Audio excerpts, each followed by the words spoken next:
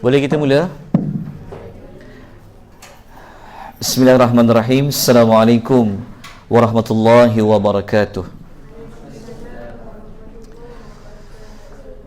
Innal hamdalillah nahmaduhu wa nasta'inuhu wa nastaghfiruh wa na'udzu billahi min shururi anfusina wa min sayyiati a'malina. May yahdihillahu fala mudilla lahu wa may yudlil fala hadiya lahu. Wa asyhadu an la ilaha illallah wahdahu la syarika lah wa asyhadu anna Muhammadan abduhu wa rasuluhu. Allahumma salli wa sallim ala sayyidina Muhammad wa ala alihi wa sahbihi wa man tabi'ahum bi ihsanin ila yaumiddin, amma ba'd.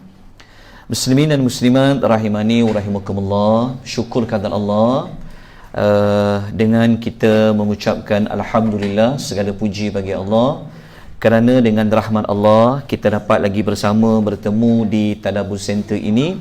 Begitu juga kepada yang menonton melalui FB Tadabbur Center. Syukur kepada Allah juga kerana pada malam ini kita dapat lagi menyambung pembelajaran kita berkenaan dengan tadabbur surah Al-Mulk. Moga-moga pembelajaran yang sebelum-sebelum ini dapat dipraktikkan, dapat diamalkan di dalam kehidupan kita, dan moga-moga kita semua diberikan syafaat oleh Allah Subhanahu wa taala melalui syafaat Al-Quran, khususnya syafaat daripada surah Al-Mulk. Malam ini adalah siri yang keempat, bermakna pertemuan kita yang keempat. Nota telah dibuat hebahan di Telegram Tadabbur Center, tuan-tuan boleh dapatkan notanya di situ.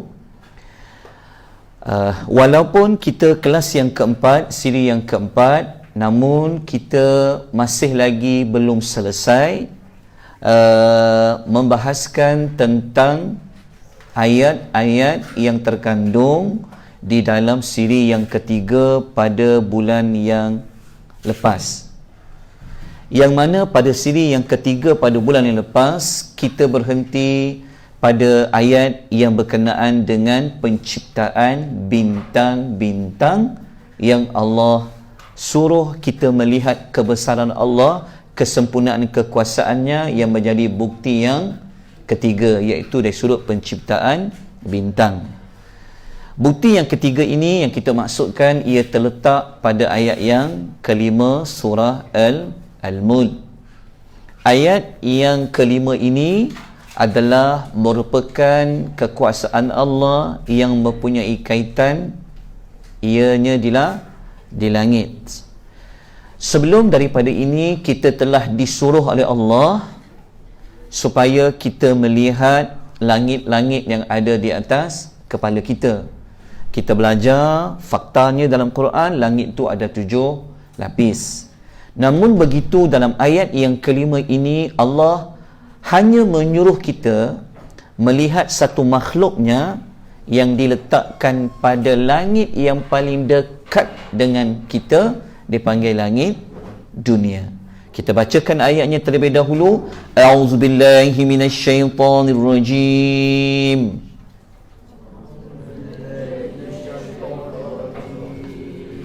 وَلَقَدْ زَيَّنَّا السَّمَاءَ الدُّنْيَا بِمَصَابِيحَ وَجَعَلْنَاهَا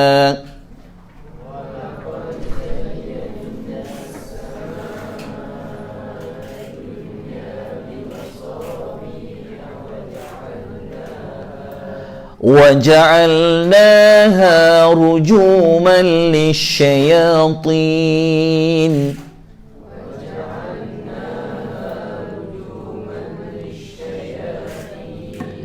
وَأَعْتَدْنَا لَهُمْ عَذَابَ السَّعِيرِ.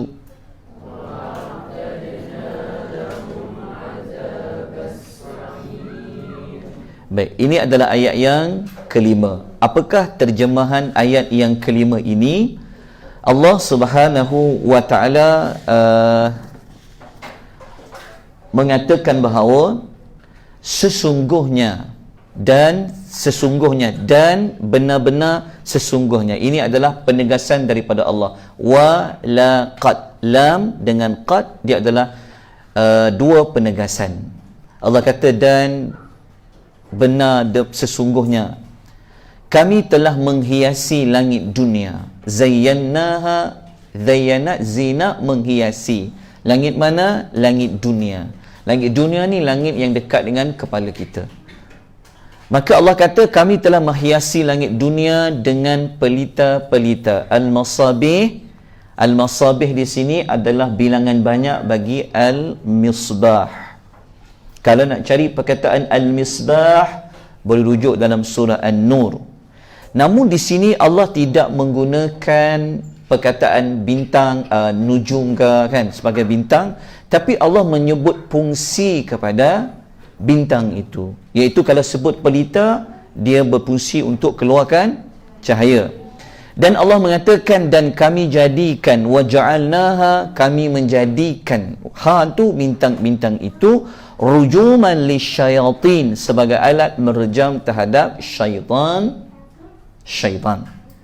Sampai kepada ayat ni yang saya hitamkan ni, dalam ayat ini adalah terdapat dua fungsi bintang yang telah pun Allah ciptakan. Berdasarkan ayat ni ada dua fungsi. Kita belajar pada minggu yang sebelum ini, dalam Quran fungsi bintang sebenarnya hanya tiga. Dua darinya dinyatakan oleh Allah dalam surah Al-Mulk ini. Satu untuk apa? Menghiasi langit dunia, supaya dia nampak cantik langit-langit dunia ni. Langit, kan? Kemudian yang kedua adalah untuk merejam, melontar terhadap syaitan-syaitan. Tetapi dalam ayat ni Allah tidak terangkan syaitan tu direjam kenapa dengan bintang itu. Adakah bintang itu sebiji diambil? Kita telah sebut dalam kuliah yang lalu, yang merujuk kepada meteor yang digunakan oleh malaikat untuk merejam syaitan. Tetapi kenapa syaitan itu dia patut direjam dengan bintang-bintang itu? Yang ini yang kita ulas pada kuliah yang lalu. Okey, kita berdasarkan ayat ni kita faham ada berapa fungsi bintang? Ada dua. Nanti kita akan ulas kenapa dia direjam. Kemudian ayat ni juga Allah mengatakan selain syaitan itu dia direjam, dia juga nanti di hari akhirat Allah akan masukkan mereka ke dalam neraka yang menjulang apinya. Okey, dalam ayat kita dapat beberapa fakta. Kita tahu fungsi bintang dua. Untuk menghias langit dunia, yang kedua untuk merejam syaitan-syaitan. Sebab apa dia direjam? Nanti kita akan ulas dengan lebih lanjut. Kemudian dalam ayat ni juga kita belajar, bukan sekadar di dunia syaitan itu dia akan direjam dengan bintang-bintang, tetapi nanti di hari akhirat mereka ini disediakan satu tempat namanya neraka Jahannam, yang apinya itu menjulang. Dan kita akan bincang nanti macam mana syaitan tu nak masuk dalam api sedangkan dia itu sendiri adalah api. Kita akan kupas dalam ayat ini. Kita terus pergi kepada berkenaan dengan ini telah kita sebut dalam kuliah yang lalu. Okey, berdasarkan ayat tadi ada berapa fungsi bintang? Ada dua, ya. Tetapi kalau kita ambil ayat Quran yang lain, fungsi bintang satu lagi adalah sebagai penunjuk arah ketika mana berada di daratan, berada di lautan. Nanti rujuk balik pada ayat-ayat yang dalam nota yang telah pun kita berikan. Kemudian kita telah ulas tentang perkataan syaitan dan rajim tu apa. Kita terus pergi kepada sebab apa syaitan itu direjam dengan bintang tadi, iaitu meteor tahi bintang tadi tu. Kenapa? Okey,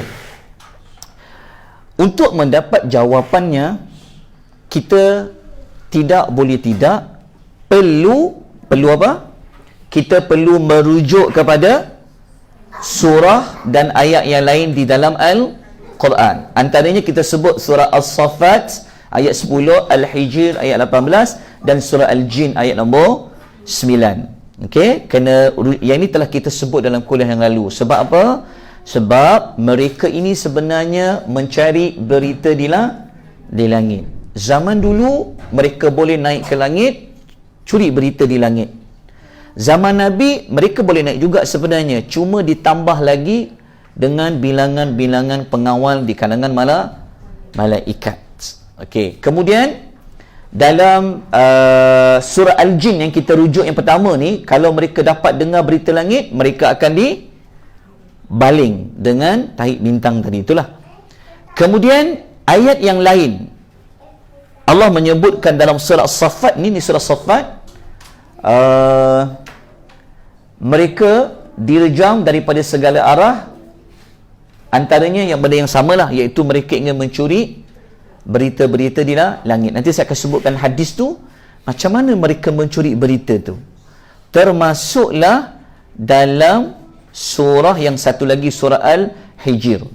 Okey, berdasarkan dua ayat tadi ni, Al-Imam Ibnu Kathir rahimahullahu ta'ala alaih, dia kata apa? Kenapa mereka ni dibaling dengan bintang-bintang tadi tu? Supaya mereka tidak sampai ke tempat yang tinggi, iaitu langit, dan para malaikat yang ada di sana sebenarnya membincangkan tentang syariat dan takdir Allah. Kalau tuan-tuan rujuk dalam hadis, macam mana mereka curi dengar di langit ni. Kalau kita belajar tentang wahyu, ada satu hadis yang diriwayatkan oleh Al-Imam Al-Bukhari. Nombor hadisnya 4800 dalam Bukhari. Tadi dalam slide ni saya sebutkan hadisnya begini. Nabi SAW mengatakan, apabila Allah nak tetapkan sesuatu perkara di langit, maka para malaikat ni dia akan mengepak-ngepakkan sayapnya kerana tunduk kepada perintah tu. Apabila Allah nak menyatakan tentang syariat, tentang takdir, sesuatu perkara yang perlu dibawa turun ke bumi ke, bermakna caranya malaikat ni dia akan kepak-kepakkan sayapnya sebagai tanda tunduk dan patuh.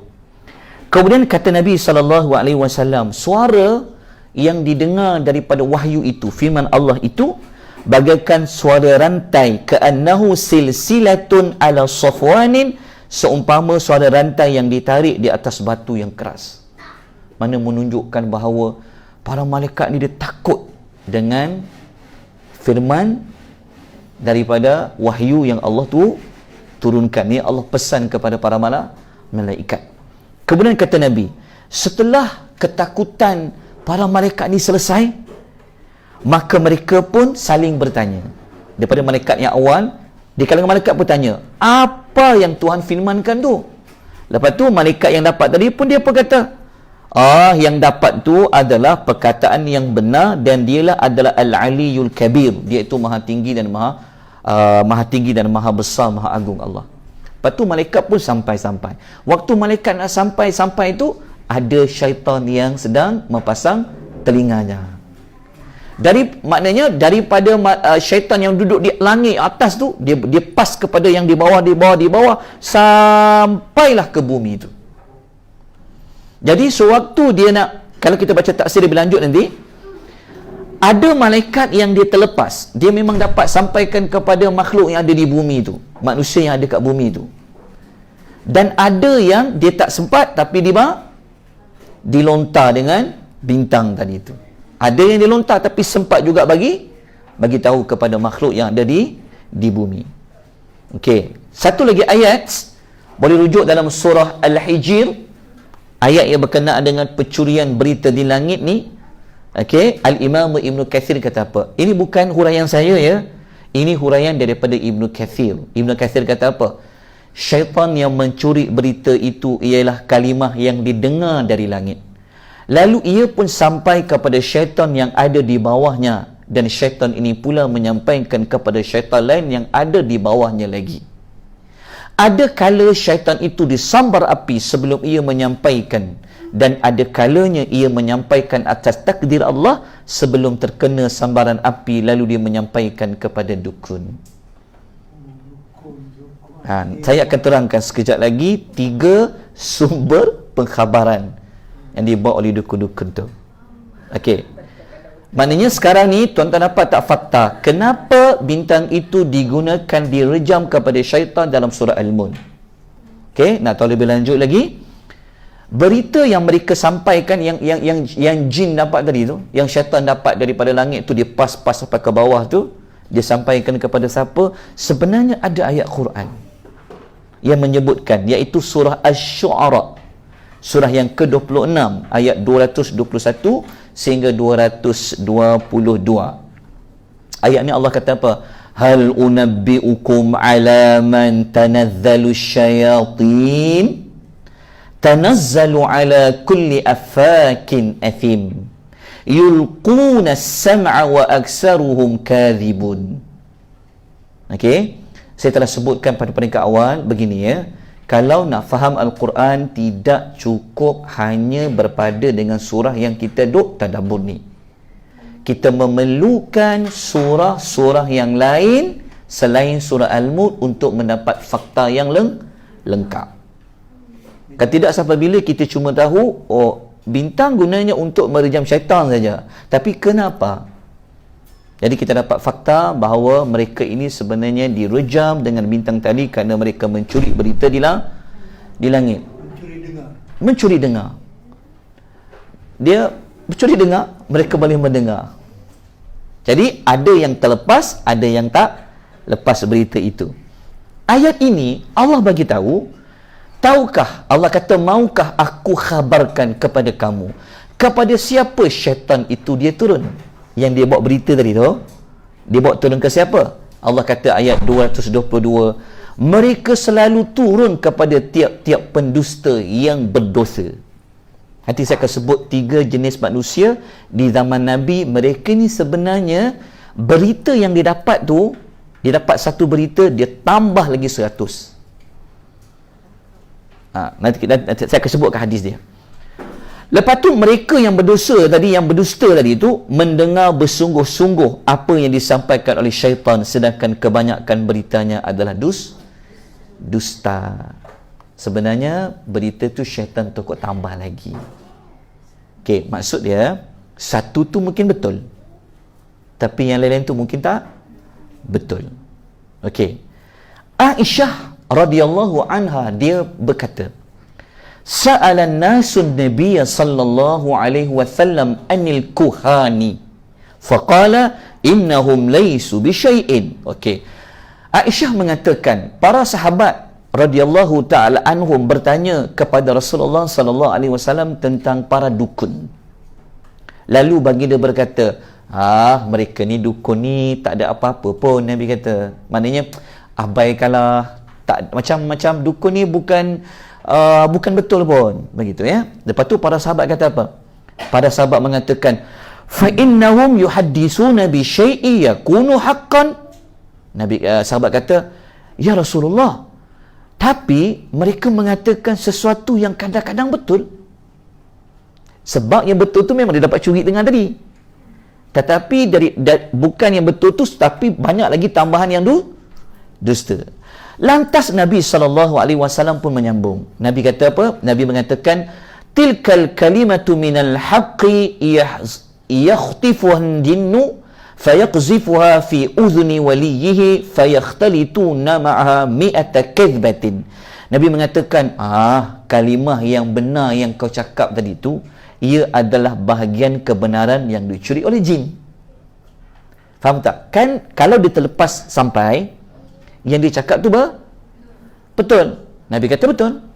Itulah yang bahagian yang dicuri dengar oleh jin di langit tadi tu. Kemudian dibisikkan ke telinga walinya di dunia, iaitu dukun-dukun tadi tu. Maka mereka menambah-nambahkan dengan 100 kedustaan. Kita kalau biasa berubat kadang-kadang, saya tahu awak ni kerja apa. Itu betul. Lepas tu banyak dustanya. Okey? Tak apa. Kita tengok dulu. Zaman Nabi tu ada berapa jenis dukun, ada berapa jenis sumber pengkhabaran. Ini nota tambahan. Dalam nota tu mungkin tak ada, tapi yang ini saya tambah. Yang ini saya rujuk dalam kitab Tuan-tuan ada kitab sejarah Nabi tak?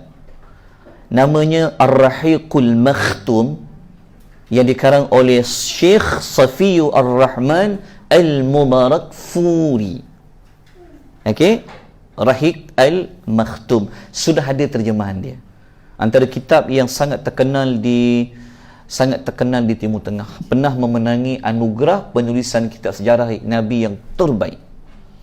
So dalam kitab sejarah Nabi tu, pada permulaan sebelum cerita tentang Nabi dilahirkan, dia cerita dulu keadaan agama zaman jahiliah dulu macam mana, keadaan ekonomi zaman jahiliah dulu macam mana.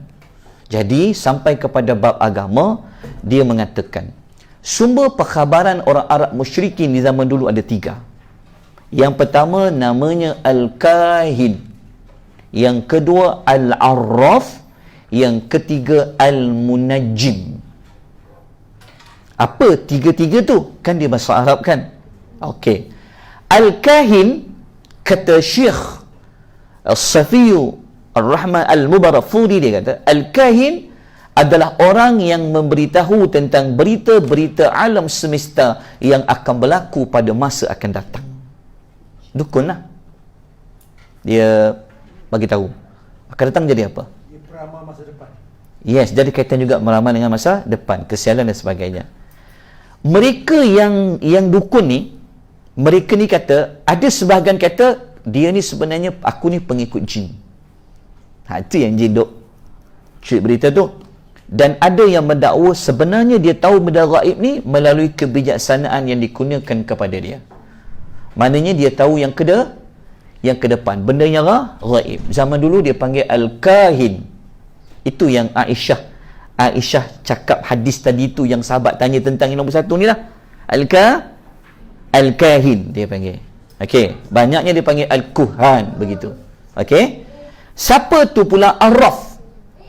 Arraf di zaman Nabi ni adalah orang yang mendakwa mengetahui di mana barang curi tu, tempat kecurian tu, barang yang hilang dan seumpamanya.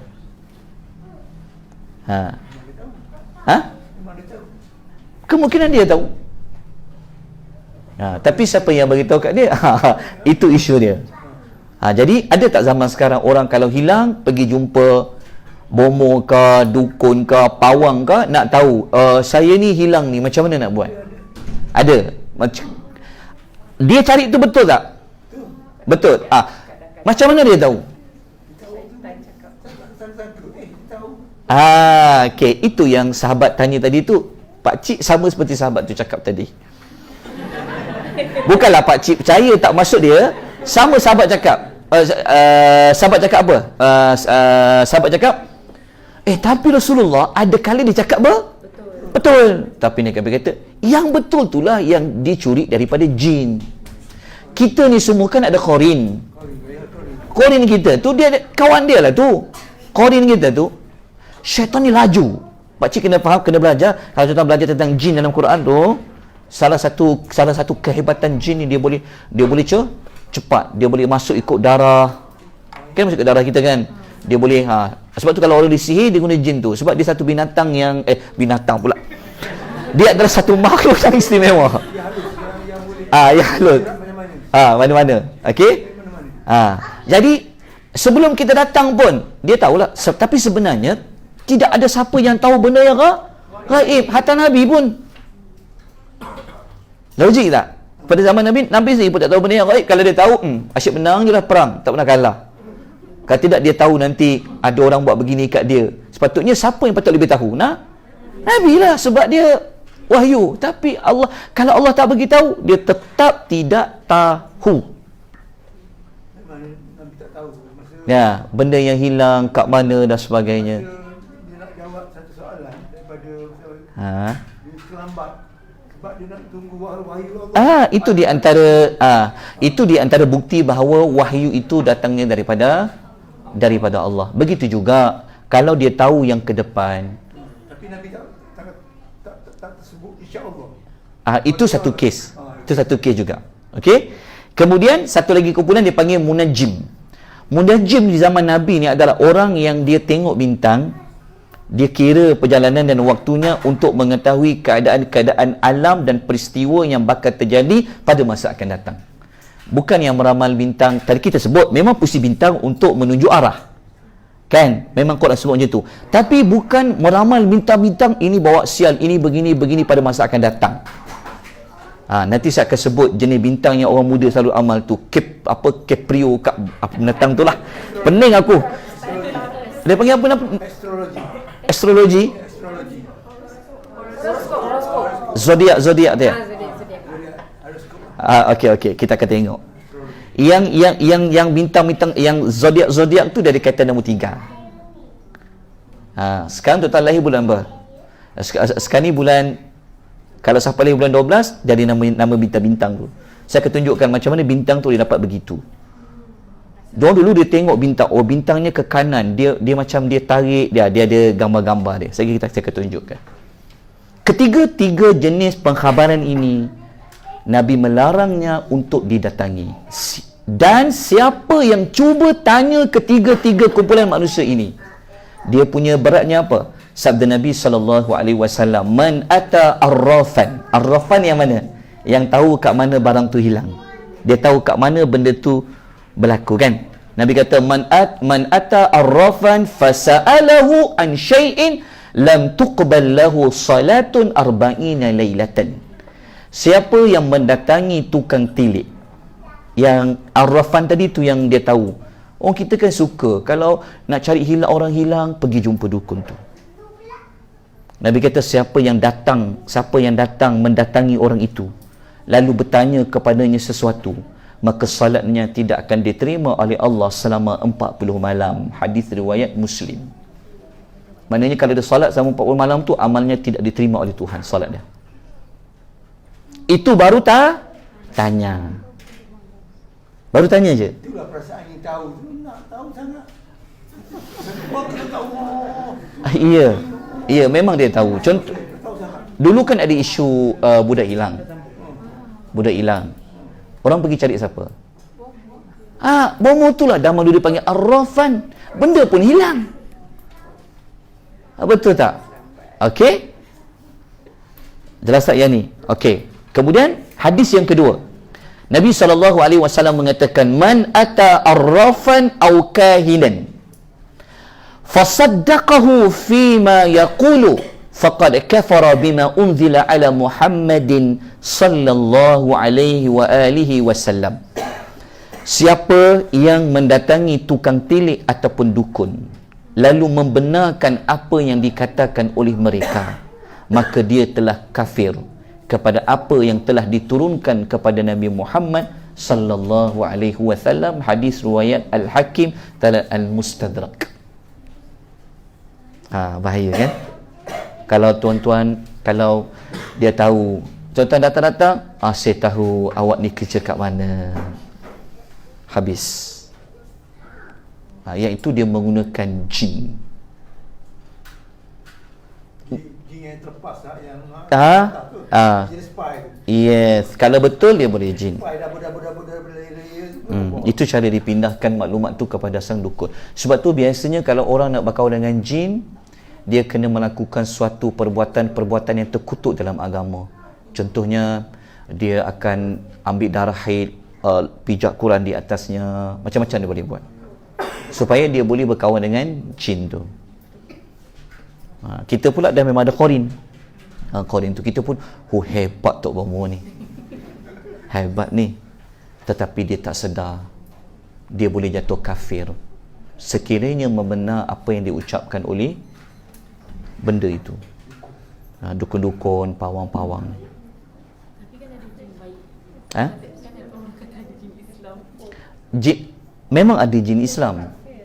Tetapi buka surah jin, kalau buka surah jin sendiri, jin Islam, jin yang, kalau buka surah jin sendiri cakap, ada di kalangan beberapa orang lelaki manusia pergi meminta pertolongan kepada jin, sedangkan jin itu membawa kepada kesesatan. Surah jin sendiri. Selepas diorang tuan-tuan baca kan kisah surah jin tu, sewaktu mereka mendengar bacaan ayat-ayat Al-Quran, Nabi baca tu. Okey, cukup pasal jin ni. Kita tengok ada cerita yang lain pasal bintang tadi. Okey, dah dapat dah maklumat ni? Dah dapat. Maknanya di sini bintang tu hanya 3 je fungsi dia. Satu untuk menghias langit, yang pertama, yang kedua merejam syaitan, yang ketiga untuk sebagai penunjuk arah. Tapi yang ni macam mana?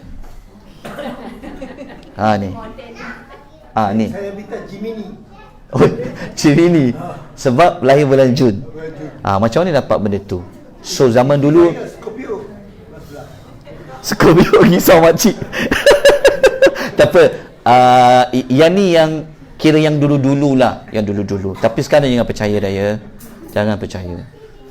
Zaman dulu mereka tengok macam ni. Tengok tak gambar-gambar bintang yang duduk macam ni, pergerakan dia tu yang dia buat tu. Munajim di zaman dulu. Dia tengok gambar bintang, dia pun buat. Kalau bintangnya macam ni, dia tengok digabungkan. Digabungkan. Ni yang ini namanya ni. Ni nama ni. Inilah yang dilarang oleh Nabi SAW di zaman dia. Ini seperti ni meramal lah. Meramal pada masa akan datang. Awak kalau lahir pada bulan yang gambar ni, apa dia? Gambar ni apa dia? Datang Nabi menganjurkan supaya buat istikharah. Cuma kelemahan kita istikharah dulu je buat. Sekarang tak istikharah kan? Belajarlah istikharah tu. Istikharah ni adalah salat tawakal yang sangat utama. Macam nak datang sini lah, nak bawa kereta ke nak naik motor? Istikharah. Tapi kita tak buat. Betul tak? Itu kalau baca ayat tu memang kena buat begitu. Itu kita kena belajar nanti pasal istikharah tu. Okey, pasal istikharah. Begitu juga yang kira buat numerologi tu. Awak api, awak tanah, awak ni. Awak kalau nak kahwin, kalau awak sekarang ni kayu kalau nak kahwin, kayu nak sokong dia apa? Sokong kayu apa? Cari paku. Paku kau kena cari perempuan tu. Tanya perempuan tu. Kan kita lahir kan? 3, 2, 5, yang tu tak boleh. Itu juga sebenarnya salah. Sebab dia seperti meramal.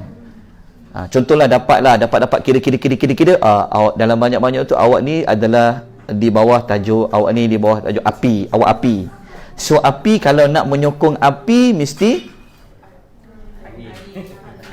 contohlah angin. Jadi awak nak kahwin kena cari yang angin tu. Sebenarnya benda ni kadang-kadang tak perasan, seperti dia juga meramal. Tidak boleh. Di dalam agama yang tahu tentang akan datang hanyalah Allah. Jadi kita cuma diajar istikharah.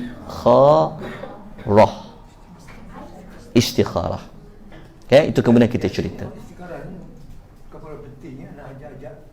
Tak, dalam hadis itu kata setiap perkara. Macam saya sebut tadi itulah. Tuan-tuan nak datang sini kan, contoh. Aku nak naik motor ke aku nak naik kereta? Jadi kalau tuan-tuan dah niat untuk naik motor, semuanya istikharah, ya Allah, jika aku naik motor ini bagus pada agamaku, pada kehidupanku dan kesanku, tunjukkanlah dia. Jadi Allah akan buat, kalau bagus, Allah akan buat memang dia tak akan dapat naik motor tu. Allah akan lapangkan dada dia. Mungkin ada masalah tengah jalan, itu kerja Tuhan. Sebab Allah je yang tahu. Ke depan. Ini buat istikharah. Tapi jangan istikharah pada benda yang wajib. Nak sembahyang subuh, istikharah tak istikharah? Tak ada. Faham tak? Termasuk benda yang sunat. Aku nak sembahyang sunat, nak sembahyang sunat lepas isyak. Nak istikharah ke tak nak istikharah? Tak boleh. Dia dalam perkara yang harus ataupun dalam perkara wajib, yang panjang lah, yang panjang. Contohnya, makcik dibenarkan tunai haji bila-bila. Ada kota ni contoh. Bukan nak istikharah pergi haji tak haji tu, tapi nak pergi tahun dia tu.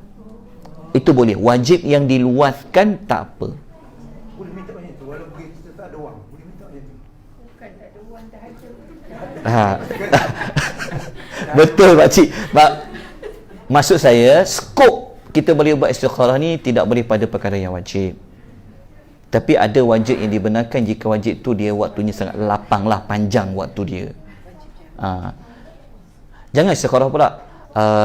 Nak pergi umrah tak nak pergi umrah? Tak kena pergi umrah tu, cuma waktu tu. Ya Allah, jika aku umrah pada bulan sejuk sekarang ni bagus pada agamaku, mohon Allah bagi petunjuk. Kalau Dia ada banyak perkara lah kena dibincangkan lagi. Okey, sekarang kita pergi kepada tajuk.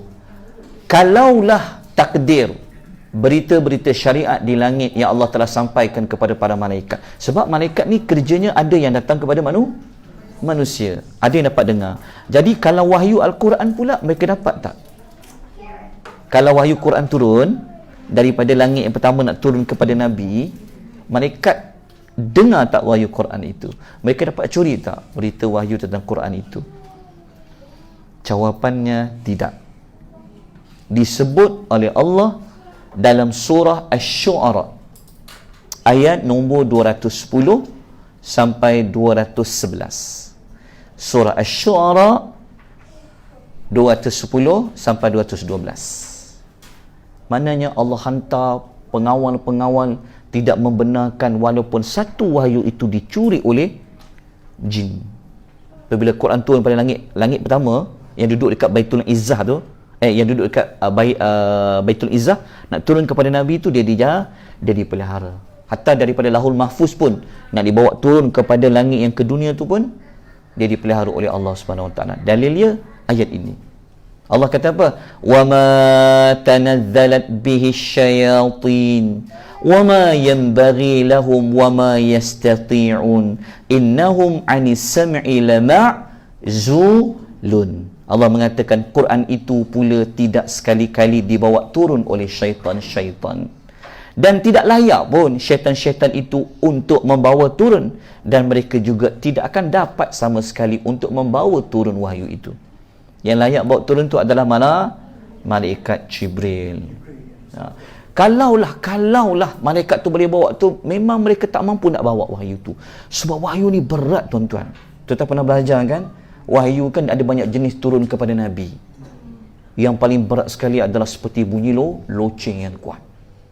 Kita belajar macam mana wahyu turun.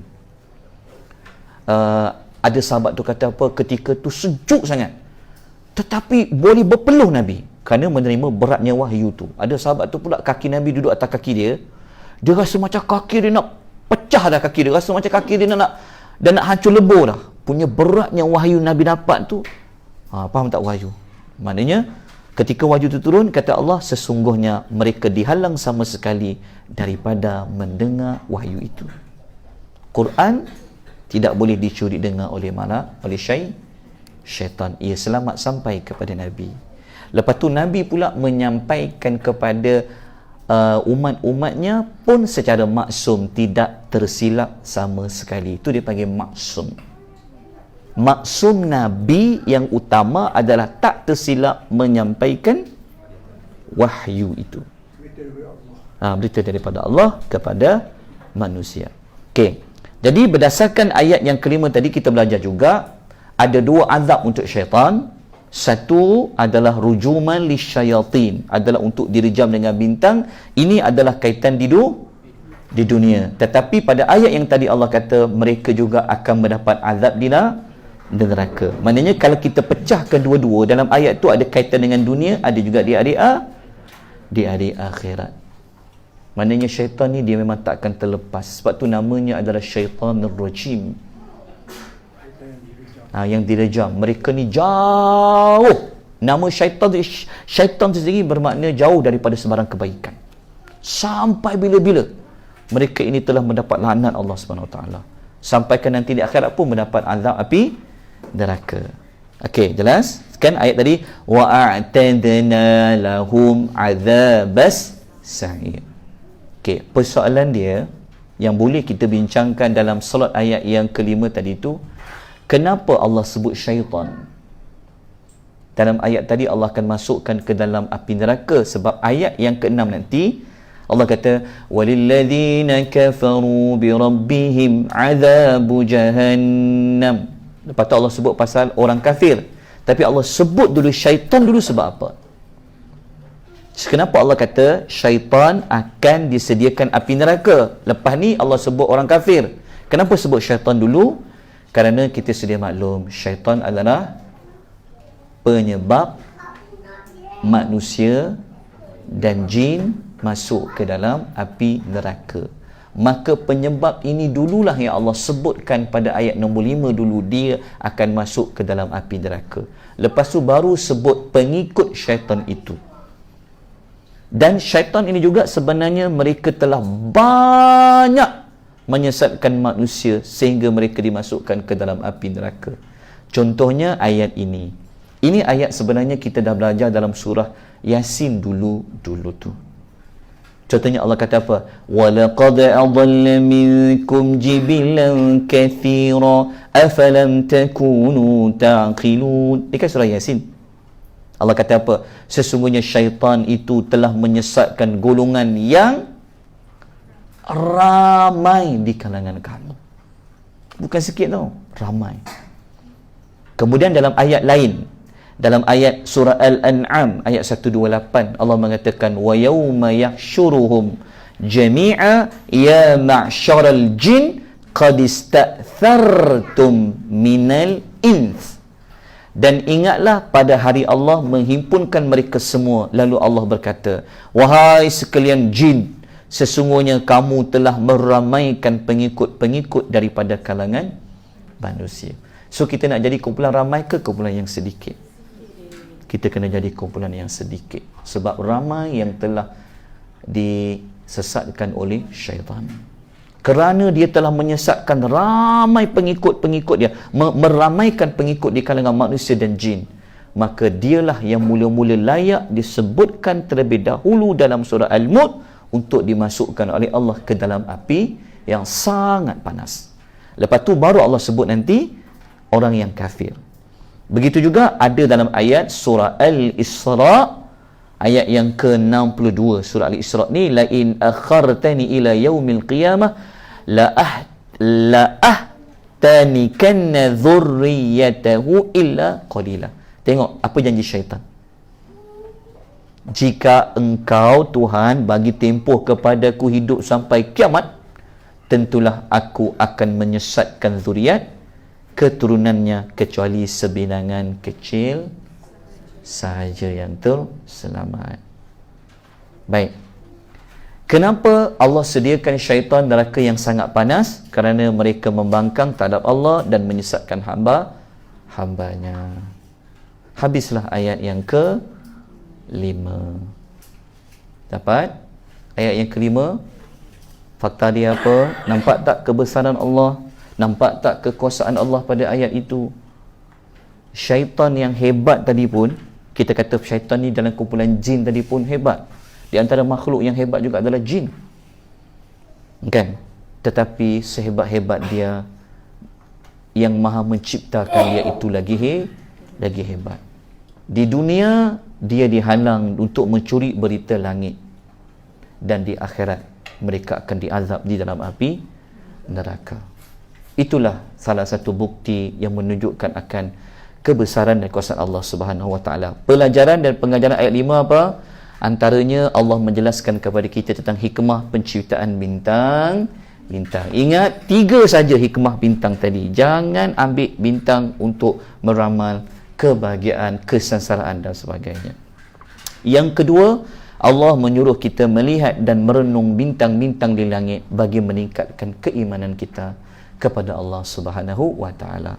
Dan yang ketiga, syaitan merupakan punca utama manusia ini dimasukkan ke dalam neraka. Syaitan betul kan? Ya, dia memang syaitan. Tapi kalau untuk petunjuk masa kelahiran tu okey. Tak apa. Kita dah petunjuk tu, kita tidak meramalkan. Kita tidak meramal bahagia, kita tidak bahagia. Kita cuma meramal bintang ni arah dia ke mana.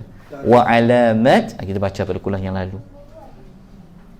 Sebab kita tidak boleh kata hari ni hujan turun sebab bintang ni. Tak boleh. Ini siang ni berlaku sebab bintang ni lah. Tak boleh. Itu dilarang oleh Allah Subhanahu Wa Taala. Hanya Allah sahaja yang tahu apa yang ada di dalam, apa yang berlaku kepada manusia. Sebelum 50,000 tahun sebelum Allah cipta langit dan bumi pun, ketentuan kita sudah ditetapkan. Jadi kita hanya bergantung kepada Allah Subhanahu Wa Taala. Ya, yang ini. Kalau Nabi pun tak tahu, apatah lagi kita. Kalau Nabi tahu dah, oh senang masa depan dia. Kan? Tapi Nabi sendiri tak tahu. Betul tak? Nabi sendiri dia tidak tahu. Okey, kita masuk bukti yang keempat. Bukti yang keempat dalam surah Al-Mulk yang membuktikan bahawa akan kehebatan Allah, hebatnya Tuhan ni. Tuhan yang maha hebat ini. Bukti yang keempat, Allah menyebutkan tentang penciptaan neraka untuk dibalas kepada orang-orang yang kufur kepadanya. Maknanya apa? Maknanya tak terlepas, kan? Sampai hari akhirat pun akan diazab oleh Allah Subhanahu wa taala. Ini adalah bukti yang keempat. Bukti yang keempat ni duduknya pada ayat yang ke-6 sampai ayat yang ke-11. 6, 7, 8, 9, 10, 11. Betul tak ayat 6? Kan ayat 6 kan? Ayat nombor 6. Okey, nampak? Ayat 6 sampai ayat 11. Okey, ayat 6 sampai 11. Okey. Sebelum ini kita telah cerita pada ayat yang kedua sampai nombor 5, Allah cerita kerajaan di mana? Di dunia. Dah selesai dah tadi. Tengok langit, tengok bintang kan. Sekarang Allah bawa kita supaya lihat pula kerajaannya yang ada di yang ada di akhirat. Nampak dua kerajaan Allah di akhirat. Di akhirat ni pula kerajaan Allah kita boleh bahagikan dia kepada dua, iaitu ada di neraka dan ada di syurga. Sebab tu kalau baca surah Al-Mulk, jumpa tak ayat pasal neraka dan syurga? Jumpa. Cuma kita kecilkan tajuk ni, kita kategorikan ayat dengan ayat ni, kita letak dalam dua tajuk ni dan kita letak di bawah tajuk kerajaan Allah di hari akhirat. Kita nampak macam mana disusun. Kerajaan Allah ada dekat dunia, ada di akhirat. Betul? Kerajaan Allah di akhirat apa? Neraka dan syurga. Kerana syurga neraka ni terletaknya di hari akhirat. Kenapa saya kuningkan dulu? Kerana ayat ni cerita yang di sini dulu. So malam ni kita akan habiskan ayat cerita pasal neraka 6 hingga 11 mengikut keizinan daripada Allah Subhanahu wa taala. Yang syurga ni kita akan masuk pada siri yang kelima nanti insya-Allah pada tahun hadapan. Okey. Kita tengok dulu hubung kait ayat yang 2 sampai 5 dengan ayat 6 sampai ayat 11. Apa hubung kait dia? Apa dia punya munasabah dia? Okey. Dalam tafsir Al-Munir, Dr. Wahbah Az-Zuhaili rahimahullahu ta'ala alaih mengatakan, setelah Allah menjelaskan apa yang disiapkan untuk syaitan-syaitan, iaitu siksaan neraka yang menyala-nyala di hari akhirat setelah dibakar dengan meteor di dunia. Saya terlupa nak ulas tadi tu. Tadi kita sebut syaitan kan akan dimasuk dalam api neraka yang menyala-nyala kan. Wa'atadna lahum azabas sa'ir. Sa'ir ni adalah kobaran api yang sangat panas. Tapi macam mana syaitan ni dia boleh terbakar? Kan dia daripada api.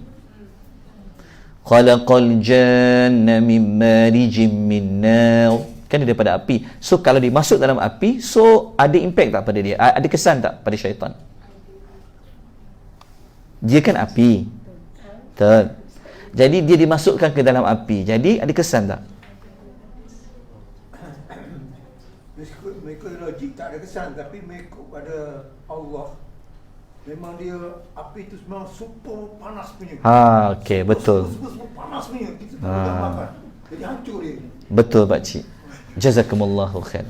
Dia macam kita lah. Kita daripada tanah kan. Nanti minta kawan cari satu tanah baling kat kita. Sakit tak? Jatuh kat tanah sakit tak? Aduh. Tanah. Aku kan daripada kau cakap kat dia. Itu pun logik lah. Betul. Hujah akal lain, kalau syaitan tu memang dia daripada api, tapi kejadian dia bukan api, bukan sifat dia menjadi seperti api. Kalau tidak, syaitan kan boleh mengalir kat tubuh badan kita. Kalau tidak kita, terbakar, bomba datang, berlumba-lumba, kan? Sebab terbakar, sebab apa? Dia syaitan. Kenapa terbakar ni? Syaitan dalam badan saya. Kalau tidak, korin kita tu habislah. Korin kita ada korin kan? Korin kita yang menyorok tu, al-khannas tu, menyorok dia. Kita habis kerja terbakar. Itu sendiri menunjukkan bahawa walaupun daripada api, tapi sifat dia bukan membakar. Macam kita daripada tanah, tapi kalau jatuh ke tanah sakit, jatuh ke tanah cedera. Hujah lain dalam tafsir Al-Kabir, Syekh Fakhrul Razi menyebutkan bahawa sebenarnya api ni dia ada banyak level dia. Dia ada banyak level-level api. Jadi api yang as-sa'ir tadi tu, wa'atadna lahum azab as-sa'ir tadi tu adalah api yang terlalu panas. Api syair. Yang pakcik-pakcik sebut tadi tu betul lah. Maknanya api yang disediakan untuk syaitan tu adalah api yang sangat panas, lebih daripada kepanasan api yang syaitan tu diciptakan. Dan sebenarnya tidak mustahil bagi Allah Subhanahu wa taala. Okey, habis yang itu. Kemudian kita nak masuk tentang ayat yang ke-6 sampai ayat yang ke-11 pada malam ni. Dah 50 minit 44 saat. Ada waktu lagi. Jam ni dia baru pukul lambat lagi kan? Jam ni lambat kan? Cepat 3 minit. Kita habis pukul matahari terbit fajar. Okey, kita tengok apa dia punya munasabah ayat yang 2 sampai 5 dengan ayat cerita ayat yang hujung tadi tu, pasal syaitan yang direjam dengan taib bintang, dengan neraka tadi, dengan ayat kita akan baca ni. Kata Syekh Wahbah, dia kata setelah Allah menjelaskan apa yang disiapkan untuk syaitan-syaitan, iaitu siksaan neraka yang menyala-nyala di akhirat setelah dibakar dengan meteor di dunia, Allah menjelaskan pula secara umum ancaman dan siksaan yang disiapkan untuk semua orang yang kafir, yang ingkar kepada Tuhannya. Maknanya sekarang Allah nak bawa kita pula supaya mengambil peringatan kepada pengikut-pengikut syaitan, khususnya orang-orang yang kafir kepada Allah. Lepas tu Allah bawa kita kepada cerita tentang sifat-sifat neraka dan situasi yang sangat genting dan dahsyat di dalam api neraka. Lagi saya akan sebut bagaimana suara neraka itu. Dia mempunyai lidah, dia mempunyai mata. Kita akan sebut lepas ni. Okey, ayat yang ke-6 kita bacakan dulu. Walilladzina kafaru bi rabbihim 'adzabu jahannam.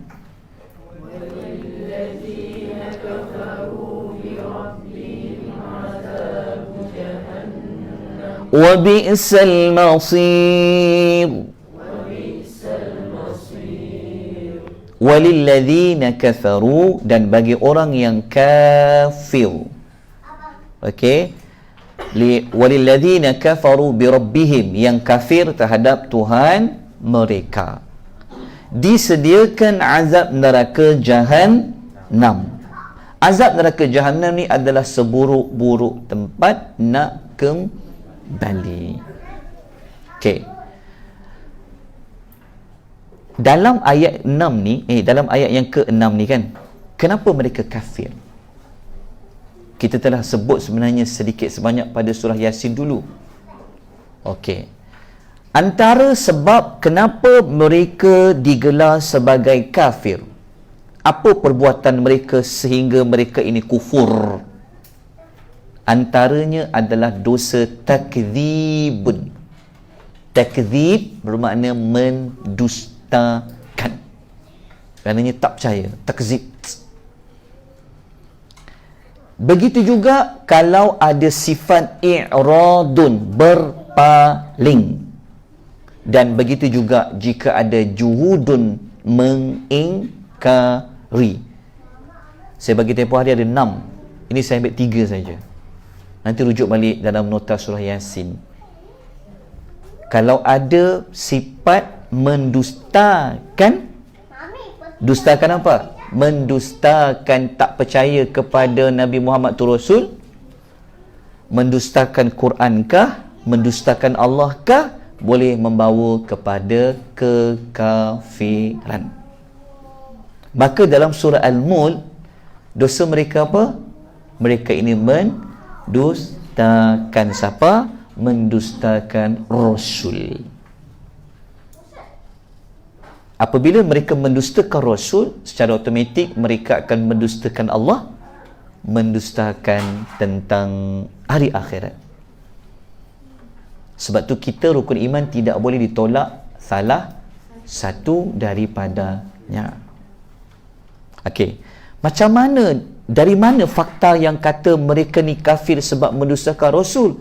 Nanti kita akan tengok ada dua jawapan yang mereka jawab setelah disoal oleh malaikat yang menjaga neraka. Daripada ayat tu, kita dapat fakta. Lupa-lupanya mereka ni kafir kerana mendustakan Rasul yang dihantar untuk memberikan peringatan. Jadi kita akan sampai pada ayat tu. Jadi ayat yang keberapa ni? Ayat yang ke-6. Ayat ke-6 ya? Betul ke ke-6? Ke-6 ya? Oh, yang ke-6. Kenapa ayat 10 ni? Ni silap ni. Ni ayat 6. Dan nota tu ayat berapa? 10. Kenapa ayat 10? Maafkan saya tersilap ni. Tapi tidak ada kena-mengena dengan syaitan yang curi berita tu. Tak ada kena-mengena. Tetapi boleh jadi syaitan melupakan. Sebab buat nota ni kadang-kadang copy paste. Kotak-kotak ni. Jadi saya telah dilupakan sehingga ayat ke-10. Mungkin sebab nak suruh cepat habis kot. Okey, ayat yang ke-6 ni Allah menceritakan bukan ayat ke-6, ayat yang ke-6 lah. Ya, bukan ayat apa tadi? Ayat yang ke-6. Okey, bukan ayat nombor 6. Ini adalah ayat yang ke-7. Tulis kat sini ayat 7. Ayat 7. Sebab kita nak masuk ayat nombor 7 lepas ni. Bukan 10, ayat nombor 7. Ayat nombor 7 ni sebenarnya dia ada kaitan dengan neraka, iaitu sifat pertama dan kedua neraka. Semua sekali ada 4 keadaan ataupun sifat neraka kita akan baca. Okey, ayat yang ke-7. Okey, kita baca ayatnya dulu. Idza ulqu fiha sami'u laha shahiqan wa hiya tafur.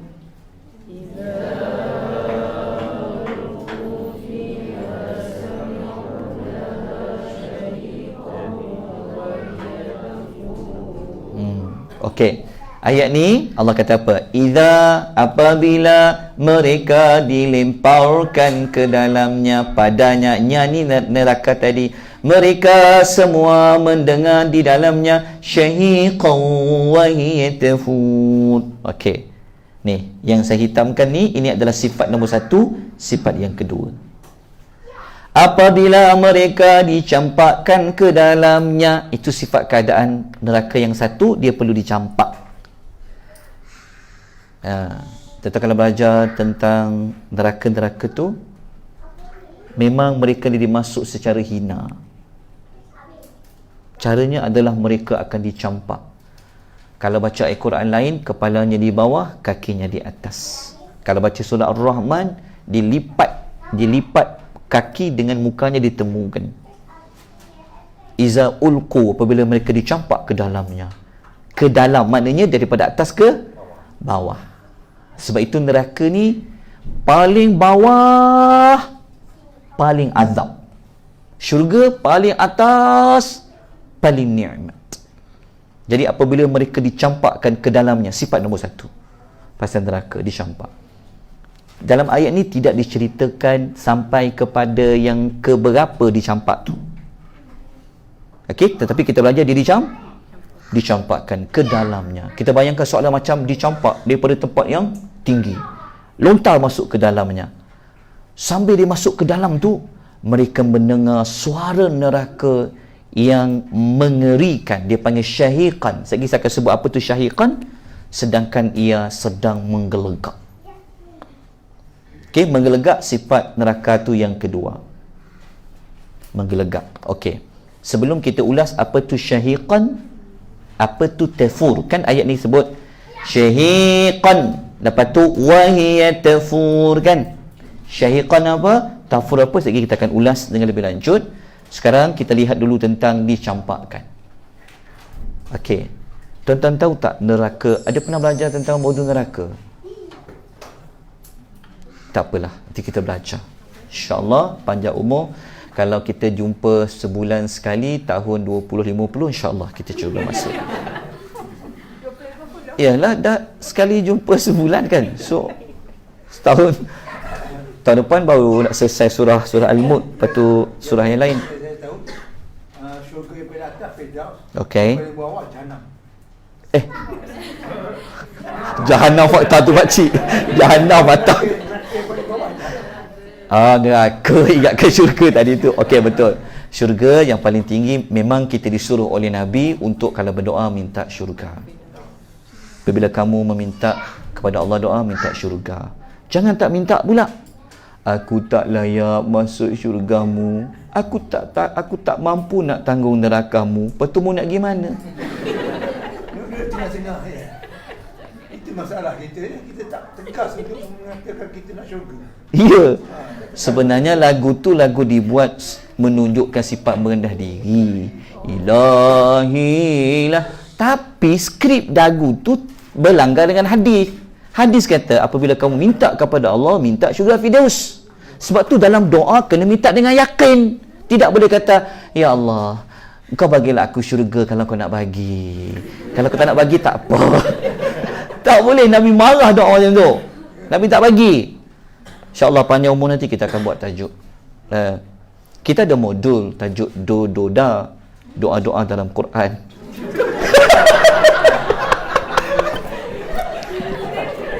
Saya tengok makcik. Aduh.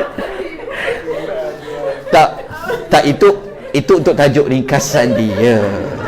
Doa. Lepas tu ada tu makcik ni kata, bukan dah didu ustaz. Bukan. Doa dalam Al-Quran. Kalau kita belajar doa Al-Quran ni kena yakin. Dia minta yakin. Jangan minta kalau nak bagi, tak nak bagi sudah. Lepas tu janganlah doa detail pula. Kenapa detail? Ya Allah bagilah aku syurga. Dekat kanan tu ada sopa, dekat kiri tu ada. Tak boleh juga. Itu melampau dalam berdoa. Kena belajar dalam berdoa. Buat doa ni kan, ada orang kata kalau kita nak berdoa tu dia yang spesifik. Betul lah, spesifik. Macam untuk dunia lah kan. Kalau kita minta je, ya Allah beri aku syurga Firdaus. Kerana hadis tersebut sebaik-baik syurga adalah syurga Firdaus, cukup. Jadi Allah Maha lebih mengetahui dalam tu apa yang terbaik untuk kita. Jadi tak payah nak spesifikkan. Nak design dia macam ni, nak layout dia macam ni. Jaya. Itu Nabi larang. Ada hadis dia. Jadi kalau kita minta, ya Allah, aku minta lah syurga Firdaus bersama Nabi Muhammad SAW. Boleh. Lepas tu, dan jauhkan aku daripada neraka Jahannam. Betul. Itu boleh. Itu saya kata yang tadi salah. Tak nak masuk syurga, kata tak macam tak minta syurga, lepas tu tak nak pula masuk neraka. Betul? Nak jadi ashabul a'raf. Duduk di atas tu. Okey, tak apa. Sekarang ni kita pergi. Kalau belajar bab neraka, yang paling bawah kalau neraka ni dia makin ke bawah, makin dasar dia makin dalam lah. Okay, nak tahu dalam dia, saya sebut contoh saja. Daripada hadis Nabi SAW, kata Abu Hurairah radhiyallahu anhu, ini adalah nota tambahan. Kalau tak ada dekat nota tu, saya buat tambahan lah. Kadang-kadang tengok balik nota ni, apa nak tambah. Diorang ni semua pandai-pandai ni kan. Jadi saya kena tambah maklumat. Okey, saya ringkaskan cerita dia. Abu Hurairah radhiyallahu anhu dia kata macam ni. Abu Hurairah kata apa? Kunna ma'a Rasulillah sallallahu alaihi wasallam ithami'a wajbatan. Faqala an-nabiy sallallahu alaihi wasallam atadruna ma hadha? Okey. Abu Hurairah kata, satu hari kami pergi berjalan-jalan bersama Rasulullah sallallahu alaihi wasallam.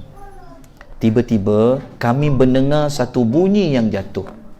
Okey, bunyi yang jatuh. Cuba bunyikan. Bunyi jatuh. Lalu Nabi SAW bertanya, tahukah kamu apa bunyi itu? Faham tak? Nabi tanya, kamu tahu tak? Atadru nama. Nabi tanya, tahu tak kamu apa bunyi yang jatuh tu? Kamu dengar bunyi apa tu? Betul pakcik. Rasanya lagi gebok pakcik rasanya. Bunyi je. Tapi paling pasti sahabat dengar sesuatu bunyi yang jatuh. Jadi Nabi pun tanya. Nabi ni seorang rasul yang sangat bijak. Dia pandai menggunakan situasi. Dia pandai. Dia sambil berjalan pun dia mengajar. Nabi seorang yang sangat bijak. Kemudian dia bertanya kepada sahabat, apa bunyi yang jatuh tu? Sahabat kata, Allah dan Rasul saja yang lebih mengetahui. Itu teknik para sahabat untuk jawab soalan. Mereka tak tahu, mereka jawab tak tahu.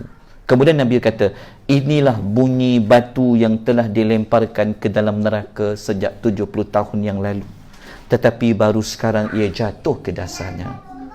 Dalam tak? 70 tahun yang lalu. Dalam hadis itu kata apa? Fahuwa yahwi fin nari mundu sab'ina kharifan fahuwa yahwi fin nari al-an hatta intaha ila qa'riha. 70 tahun baru dia jatuh. Agak-agak macam mana ahli neraka tadi? Iza ulqu fiha sami'u laha. Apabila mereka dilemparkan daripada atas ke bawah masuk ke dalam api neraka, mereka mendengar bunyi neraka syahiqan wa hiya tafur. Ini dipanggil siksaan dalam bentuk psikologi. Dia mendengar bunyi itu sendiri. Okey. Apa makna asy-syahiq? Dalam Al-Mufradat fil Gharibil Quran, Al-Gharib Al-Asfahani mengatakan asy-syahiq adalah merujuk kepada suara keras yang sangat menakutkan. Bermakna syahid tadi bunyi apa? Bunyi neraka. Bermakna neraka mempunyai suara. Syurga pun dia ada suara. Tapi kita pasal syurga lagi. Kita menakutkan dulu. Itu teknik Nabi. Ditakutkan dulu neraka. Manakala al-fawru, tafur tadi itu adalah yang sangat mendidih. Maknanya kalau masak tu bunyi bergelegak, mendidih tu. Api neraka macam itulah dia. Pak cik boleh buat bunyi lah. Pak cik kena datang ke kelas saya, Pak cik. Tak, betul. Sahih, subhanallah, betul.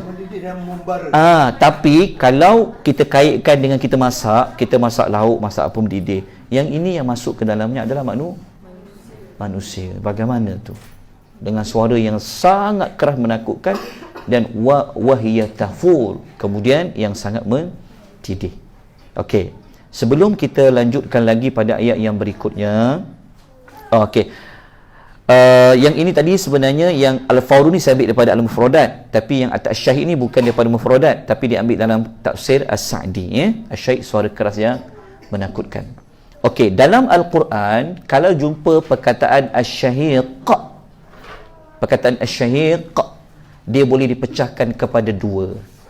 Satu, dikaitkan dengan suara keras daripada penghuni neraka, dan boleh juga merujuk kepada bunyi suara neraka itu sendiri.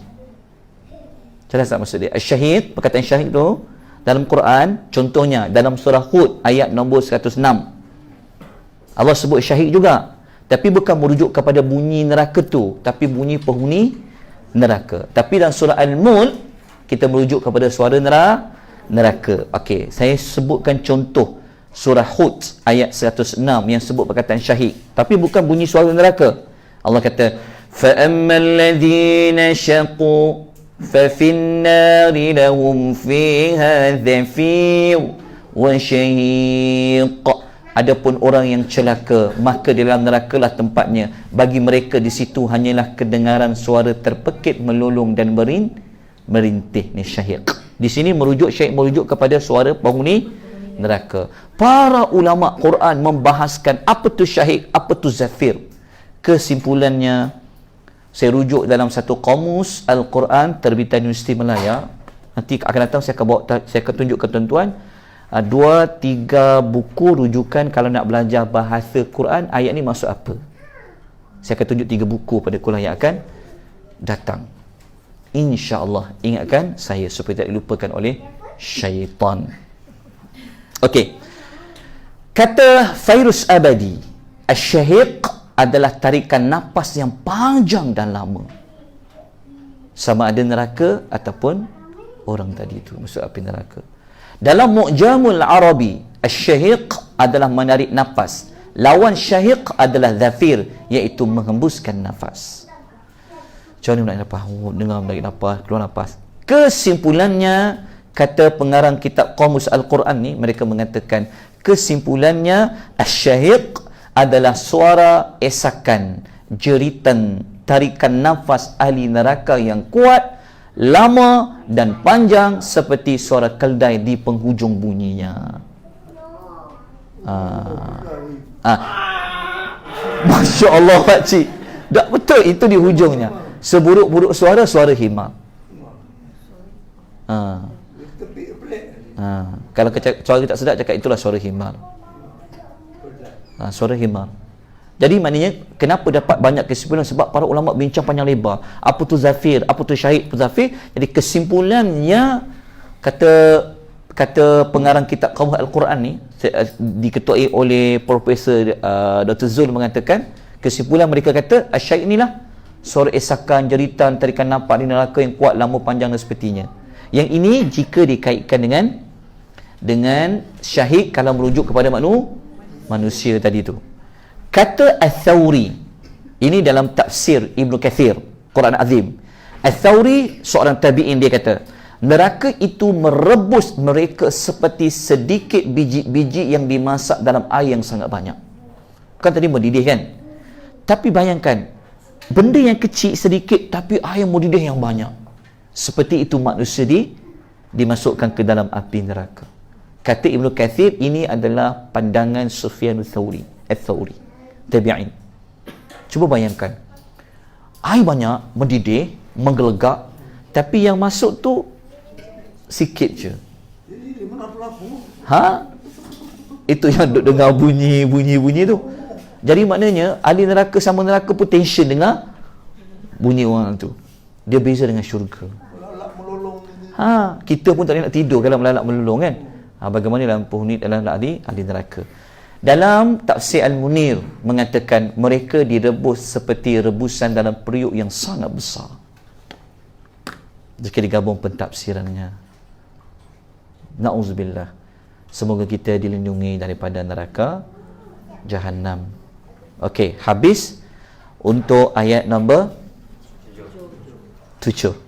Maka selesailah. Ini adalah nota untuk siri nombor 3 yang lepas. Walaupun untuk yang keempat, tapi kita sambung nota yang lepas. Maka saya akan masuk lagi nota yang siri yang keempat, yang saya ada bagi kepada tuan-tuan dan puan-puan. Kita akan tengok sambungan ayatnya yang berikut. Okey, dah keluar dah ayat dia. Okey. Ayat tadi kita belajar, Allah menjelaskan kepada kita tentang apa? Tentang orang yang dimasukkan ke dalam api neraka. Mereka mendengar bunyi suara yang keras daripada neraka, syahiqan wa hiya tafur, dan juga suara neraka yang menggelegak, yang mendidih. Ayat ini dalam tafsir Adwa'ul Bayan, kata Syekh Muhammad Asy-Syanqiti, dia kata ayat ini, ayat nombor berapa tadi? Ayat nombor 7 tadi menetapkan bahawa neraka mempunyai rasa. Dia tahu dan dia mempunyai kehendak. Faham tak? Al-Quran menetapkan bahawa api neraka memiliki kemarahan, dapat melihat dan berkata-kata, serta mereka minta supaya ditambah lagi. Al-Quran menetapkan bermakna, kata Syekh Muhammad Amin Asy-Syanqiti dan Adwa'ul Bayan, maknanya Quran kata. Jadi saya akan bawa ayat-ayat lain yang menyokong kepada kata-kata Asy-Syanqiti ini, bahawa neraka ini dia boleh berkata-kata, boleh bercakap, dia boleh mengetahui, dan dia boleh bersuara. Okey, sebelum itu kita lihat dulu satu hadis Nabi sallallahu alaihi wasallam, riwayat Tirmizi. Riwayat Tirmizi dalam hadis yang hasan sahih, yang mana Nabi sallallahu alaihi wasallam menyatakan, takhruju 'unuqu minan nari yawmal qiyamati lahu 'ainani tubsirani wa udhunani tasma'ani wa lisanun yantiqu. Leher neraka akan keluar pada hari kiamat. Maknanya dia mempunyai leher. Dia memiliki dua mata yang dapat melihat, dua telinga yang dapat mendengar, dan sebuah lidah yang dapat berbicara. Ini adalah neraka. Itu neraka ni macam makhluk. Dia memang makhluk. Dia makhluk. Selain pada Allah, semua makhluk, pakcik. Cuma dalam hadis ni Nabi menggambarkan yang itu. Sifat neraka. Dia punya ciri-ciri neraka ni, kalau kita sokong dengan hadis Nabi, dia punya satu leher. Dia punya lidah yang boleh berbicara. Kita akan bukti nanti bagaimana mereka berdialog dengan Allah dalam Quran. Semua makhluk ni, semua ni berbicara. Kita je yang tak tahu. Langit berbicara dengan Tuhan dia. Semua. Okey? Kemudian dah dapat faham hadis ni. Kemudian kita tengok ayat-ayat lain yang menyokong kepada neraka ini dia mempunyai suara. Sebab tadi kan apabila campak mereka dengar syahid kan, syahid kan suara yang keras, bermakna neraka tu mesti mempunyai suara. Sebab lepas ni kita akan baca ayat neraka tu sampai dia punya marah sampai nak pecah neraka tu. Jadi sebelum kita pergi ayat yang berikutnya, kita tengok dulu ayat lain yang menyokong tentang surah Al-Mulk ini. Contohnya tengok dalam surah Al-Furqan ayat nombor 12. Allah mengatakan idza ra'atsuhum min makanin ba'idin sami'u laha taghayyuzan wa zafira. Apabila neraka itu melihat mereka dari tempat yang jauh. Ini kata Ibnu Katsir, kalau kita duduk kat padang mahsyar, yang ni belum masuk lagi tau. Duduk kat padang mahsyar tu saja, sebelum masuk neraka 100 tahun perjalanan, suara neraka ni dah dengar dah. Bagaimana nak masuk tu yang orang tak nak masuk tu. Tu dihalau ahli neraka ni seperti binatang yang ditolak, akhirnya dilontar ke bawah. Kita baca dalam ayat tadi tu. Ayat ni kata, apabila neraka tu melihat mereka dari tempat yang jauh. Neraka tu melihat mereka siapa? Yang orang kafir tadi tu. Kedengaranlah mereka mereka yang ditengok oleh neraka tadi, kan neraka ada dua mata. Maka kedengarlah mereka bunyi marahnya, taghayyuzan, bunyi marahnya neraka yang menggelegak dan mendidih. Okey, kita baca lagi ayat lain yang mengatakan mereka ini boleh berkata-kata. Rujuk dalam surah Qaf ayat nombor 30. Allah kata apa? Yauma naqulu li jahannama halim tala wa taqulu hal min mazid. Allah kata, ingatkan manusia, hari kami tanya kepada neraka Jahannam, adakah engkau sudah penuh wahai neraka? Neraka jawab apa? Ada lagi ke nak ditambah? Ya. Tak, dia memang berbicara dengan Tuhan. Jelas tak? Maknanya dalam ayat Quran ni, ia menjawab, maknanya mesti dia boleh berkata-kata. Okey, jelas tak? Maknanya dia mempunyai satu lidah yang boleh berbicara. Okey, kita dapat dah ayat nombor 7 tadi. Ya. Syahiqan wa hiya tafur. Ayat yang ke-8. Ayat yang ke-8 Allah menceritakan tahap kemarahan neraka tu. Okey. Ayat yang ke-8 ini ada juga fakta dalam ayat yang ke-8 ni juga ada kaitan dengan pertanyaan kepada para penghuni neraka. Kita kena faham, ayat ni bawa kita, maknanya mereka sudah berada di dalam neraka sebab dia dicampak tadi dah. Dengar. Okey. Okey. Dapat ayat dia. Dan ayat yang ke-8 ni sekejap ya. Ada masa lagi kan? Cepat waktu berjalan ya. Dah 9.50. Okey, ayat yang ke-8 ni kenapa dia tak keluar? Auzubillahi minasyaitanir rajim. Dah ayat yang ke-8 ni adalah surat saya ada. Ayat 8 ni cerita tentang sifat ketiga dan 4 neraka. Tulis sikit. Sifat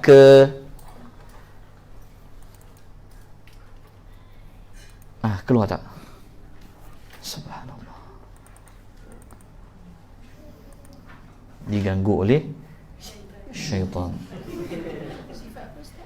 Ayat nombor 8 ni, okey, pertama ingat, ayat nombor 8 dia punya tajuk yang kita boleh tulis kat situ adalah tahap kemarahan neraka. Satu. Ayat yang ke-8 ni juga membawa isi tentang soalan yang ditanya kepada para penghuni neraka. Kemudian ayat yang ke-8 ni juga menceritakan tentang sifat 3 dan 4 neraka. Sifat yang ketiga, ciri yang ketiga, keadaan yang ketiga dan keempat neraka. Apa dia? Ni ayat dia. Kita baca ayatnya dulu. Takadu tamayyazu minal ghayz.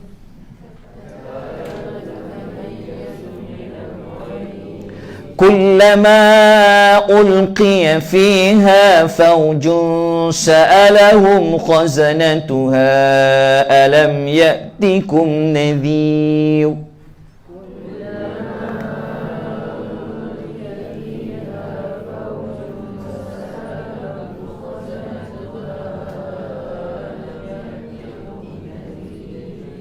Okey, ayat ni takadu tamayyadhu minal ghaiz adalah sifat yang ketiga. Sifat yang keempat ni mereka ditanya oleh khazanah. Khazanah ni penjaga neraka. Kita tengok dulu terjemahan ayatnya. Hampir-hampir takadu, hampir-hampir ia pecah berkecai kerana kuat marahnya. Kerana kuatnya marah neraka itu, takadu tamay al-ghaiz tadi marah. Okey, maka menyebabkan neraka tu hampir berpisah.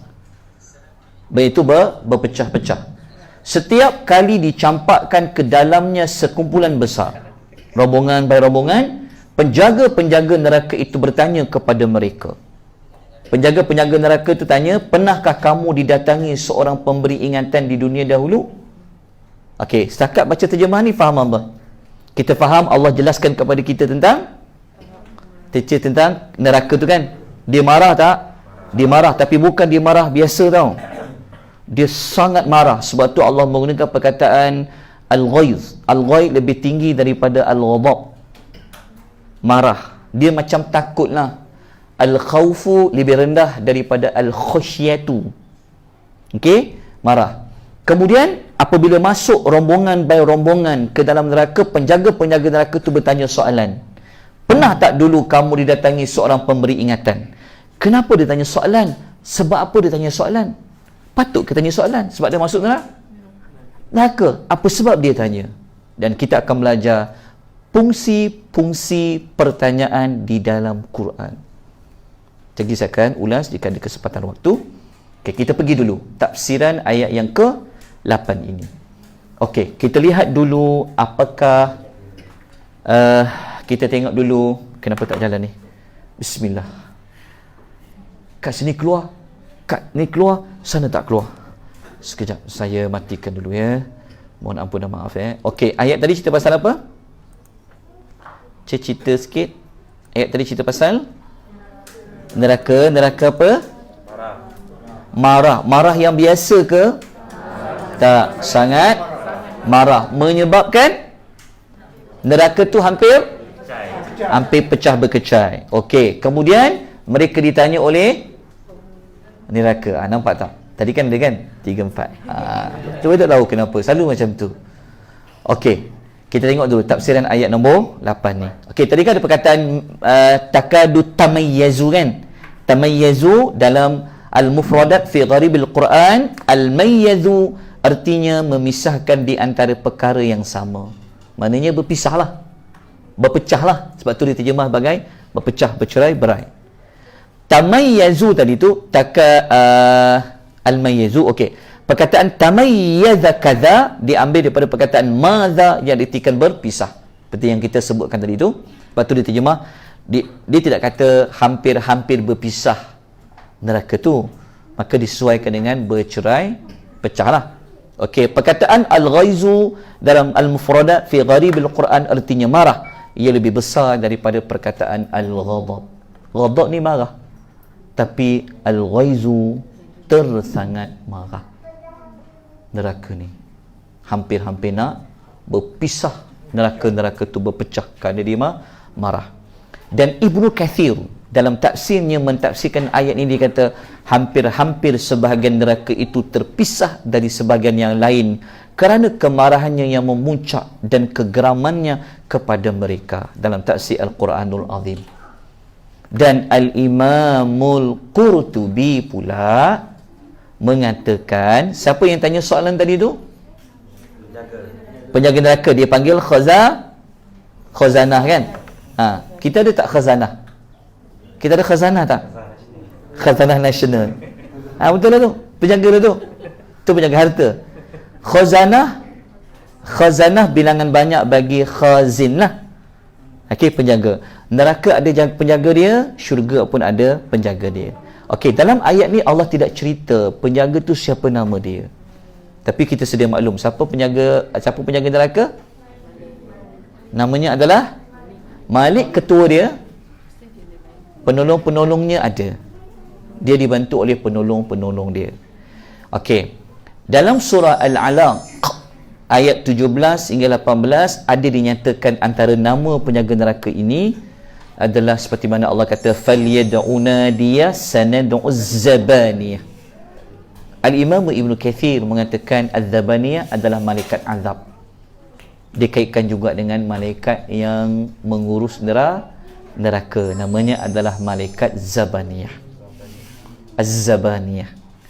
Dan ketua dia dalam surah Az-Zukhruf ayat 77, inilah namanya Malik. Okey? Ayatnya kata apa? Ayatnya Allah mengatakan wanadau ya Malik, ya Malik. Ya Malik tu adalah ayat bentuk seruan. Ahli neraka panggil. Nanti panjang umur kita akan cerita sedikit langkah by langkah. Maka mana penghuni neraka ni, mereka kata apa? Mereka menyeru, panggil ketua penjaga neraka. Wahai Malik, biarlah Tuhan matikan saja kami ni. Kami dah tak mampu nak tanggung. Tapi mereka akan mati tak? Mereka tidak mati. Okey.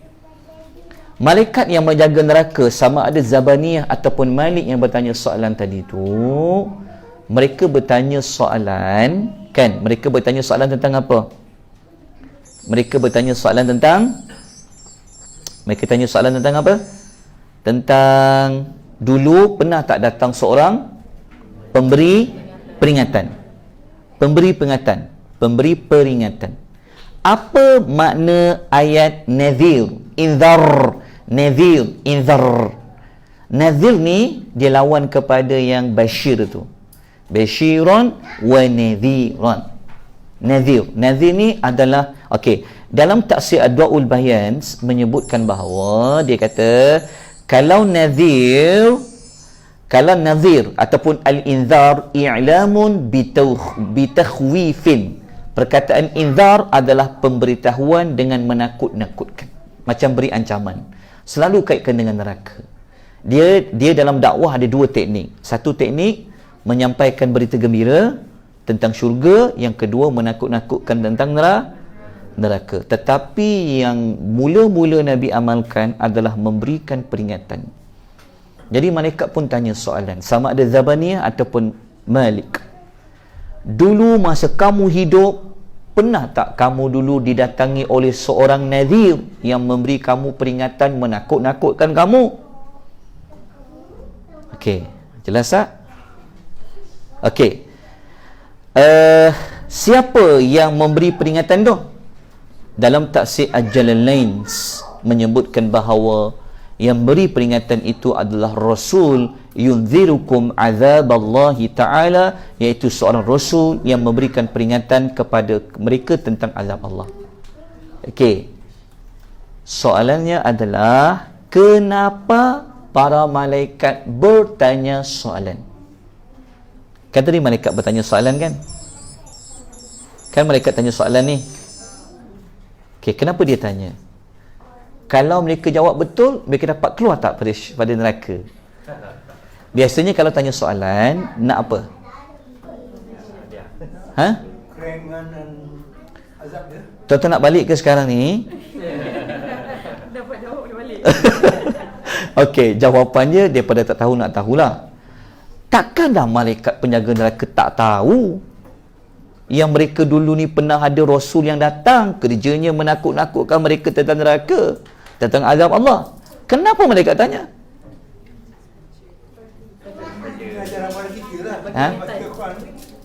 Betul lah, kita semua ambil pengajaran.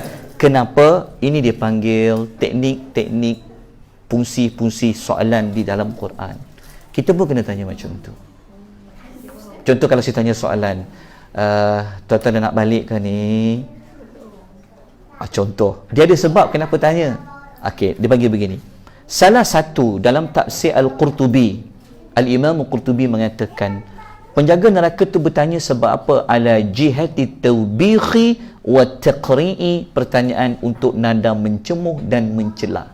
Soalannya bertanya tu macam nak lagi dalam tafsir Mafatihul Ghaib mengatakan soalan tu sebenarnya nak psycho lagi. Faham tak? Menganjing. Ya, mencela. Menganjing. Korang masuk sini tu dulu tak pernah datang ke yang bagi peringatan tu? Kan? Betul sakit hati. Menganjing dalam neraka. Okey, saya kongsikan, kita akan tutup ayat ni dengan saya kongsikan jenis-jenis fungsi soalan di dalam Al-Quranul Karim. Okey, lepas tu kita tamat. Dah pukul 10, 2 minit. Kalau tidak, saya sambung pada kuliah yang akan datang. Terserah pada tuan-tuan dan perempuan. Saya tulis lagi soalan lepas tu kita habis Okey. Nanti kita akan sambung pada kuliah akan datang pada tahun hadapan. Bulan 1. Okey. Tulis sedikit maklumat jenis-jenis fungsi, bukan jenis yang dipanggil fungsi-fungsi pertanyaan lah. Jenis-jenis pertanyaan adalah Al-Quranul Karim. Yang pertama, ada jenis soalan bertanya sebab nak mengukuhkan satu fakta. Dia panggil istifham taqriri. Untuk mengukuhkan. Dia sebenarnya bukan nak dapat jawapan, tapi tanya tu nak mengukuhkan tentang tu. Ni nak balik dah ke? Tanya tu sebenarnya macam, faham tak? Dia macam nak mengukuhkan. Ada teknik tu juga. Okey. Jenis soalan yang mengukuhkan dia macam menetapkan, pengukuhan atau penetapan. Okey. Contohnya Fir'aun pernah tanya kepada Musa, Alam nurabbika fina walidan? Bukankah kami telah memelihara di kalangan kami semasa engkau bayi yang baru lahir? Dia tanya. Bukan nak minta Musa tu jawab, sebenarnya dia nak menetapkan, dia nak letakkan satu nak kata, kau ni Musa, bukankah dulu kami yang jaga engkau? Macam tu. Okey. Ada soalan yang kedua berbentuk istifham ingkari, al-inkar, iaitu mengingkari. Soalan yang berbentuk tak bersetuju, mengingkari. Okey. Kemudian contohnya surah Al-Isra ayat nombor 40. Kemudian yang ketiga, ada soalan yang berbentuk untuk menyebutkan bahawa kemungkinan dia dapat berlaku ataupun terlaksana. Okey. Tulis ayat dia, surah Ad-Dukhan. Ni ayat contoh surah Ad-Dukhan ayat nombor 13. Yang keempat, ada soalan sebenarnya adalah untuk menghina, mencela. Macam tadi tu, ada kaitan juga. Dia soalan dia banyak fungsi dalam Quran. Okey, contohnya surah Al-Furqan ayat nombor 41. Contohnya mereka kata, contohnya mereka tanya soalan dekat Nabi. Bentuk soalan, dia ni ke yang Rasul utuskan? Nampak tak soalan kan? Tapi soalan tu sebenarnya macam nak meremehkan, menghina. Okey. Mana makcik? Nombor 2 makcik. Itu soalan ke makcik? Contoh nombor 2. Ni. Mengingkari ni contoh ayat. Ni contoh ayat ya. Banyak ayat dalam Quran. Contohnya surah Al-Isra ayat nombor 40. Okey. Kemudian kita pergi yang ke-5, iaitu ada soalan dia berbentuk at-tamanni, untuk mengharap sesuatu. Dia panggil bentuk soalan. Okey. Contohnya surah Al-A'raf ayat 53. Contohnya mereka tanya, adakah untuk kami pemberi syafaat supaya mereka beri syafaat bagi kami? Mereka tanya kan, tapi sebenarnya mereka macam harap sangat adalah bagi syafaat tu. Jadi dia panggil soalan berbentuk fungsinya mengharap.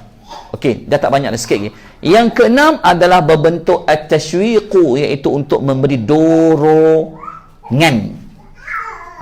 Dia soalan tapi sebenarnya dia macam nak motivate. Okey, contohnya surah Shaf ayat nombor 10. Maukah aku tunjukkan satu perniagaan yang boleh menyelamatkan kamu daripada azab yang pedih? Hal adullukum ala tijaratin tunjikum min azabin alim. Sebenarnya kita soalan tu sebenarnya tanya untuk mengajak. Mengajak. Okey, dan yang ke-7, ada soalan bentuknya adalah untuk menafikan. Contohnya surah Al-Haqqah ayat nombor 8. Fahal tara lahum min baqiyah. Dapatkah engkau melihat lagi siksa-siksa mereka? Maknanya apa? Bentuk sebenarnya memang dah tak ada. Sebenarnya untuk menafikan tidak ada yang hidup. Dan yang ke-8 terakhir sekali, ada soalan sebenarnya fungsinya adalah untuk perintah.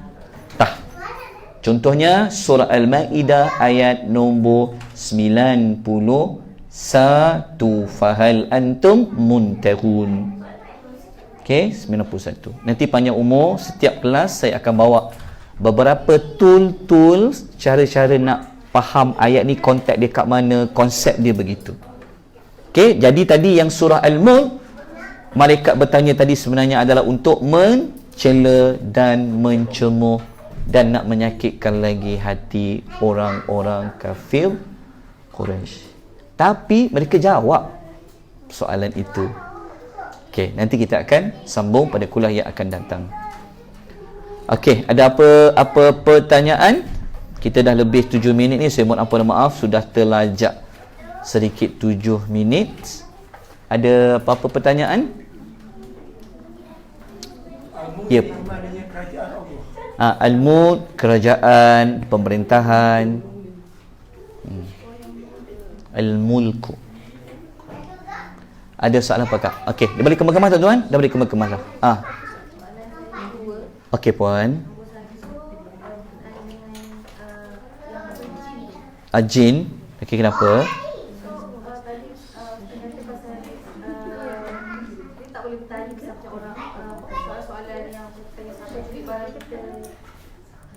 Okey.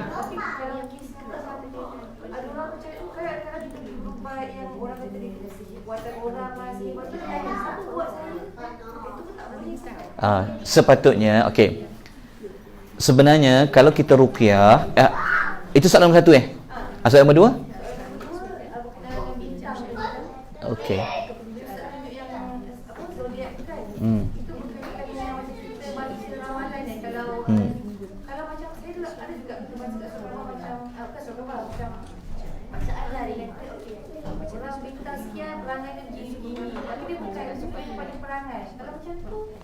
Kalau yang nombor 2 tadi, kalau berdasarkan kajian tak apa. Kajian tak apa. Kalau dia ada data tak apa. Cuma tidak kita tidak meramal bahagia tak bahagia, sihat tak ada. Yang tu boleh diguna pakailah. Tetapi kita tidak boleh secara putus untuk menetapkan itu muktamad. Okey? Dan yang soalan pertama tadi tu soalan tentang kalau kita berubat, kita tak payah tanyalah kat mana, siapa yang buat. Sebab tu nanti yang dia jawapan yang berikut itulah yang akan nak bagi orang bergaduh. Itu dah tanya ustaz. Ni bukan orang lain ni orang dekat ni. Kita pun tanya, yang dekat tu siapa? Siapa yang datang rumah awak minggu lepas? Kita pun cari siapa-siapa. Sebenarnya tak payah. Nabi sendiri, jawapan dia, Nabi sendiri dia disihir dalam riwayat Bukhari tu. Dia sendiri tak tahu kenapa dia jadi macam tu. Dia dapat tahu dia disihir itu setelah datang 2 malaikat duduk di kaki dan di depan kepala dia. 2 malaikat tu. Sebab Nabi satu ketika dia jadi bela. Dia jadi bela ni dia jadi macam tak ingat, macam dia tak ingat dia telah pergi rumah isteri dia ni, rumah isteri dia kan. Dia jadi bela, kata Aisyah. Jadi malam tu Nabi bermimpi datang 2 lelaki, satu duduk kaki, satu duduk di kepala. Dia pun berbual, rupa siang kat Muhammad ni. Muhammad ni telah disihir oleh seorang lelaki Yahudi namanya Labid bin Al-A'sam. Lepas tu malaikat ni kata, dia macam berdialog lah dua tu.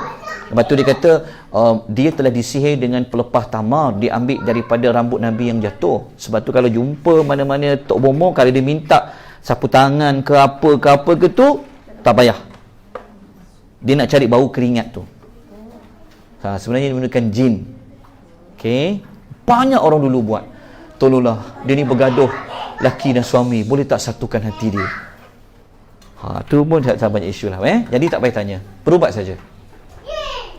Aku qouli hadza wa astaghfirullahal azim wa billahi taufiq. Wassalamualaikum warahmatullahi wabarakatuh.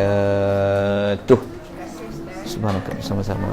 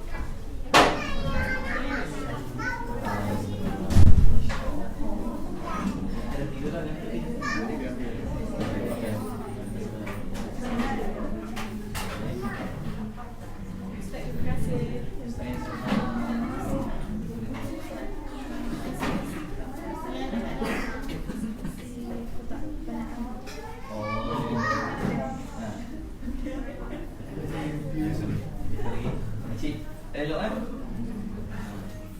Ambil dah hotel.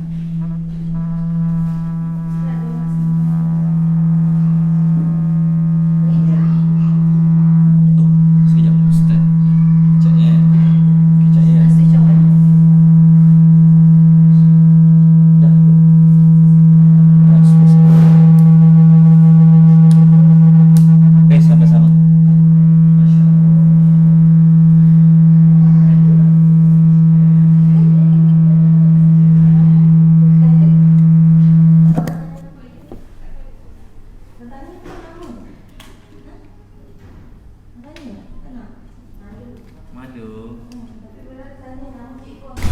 Oh, nama cikgu.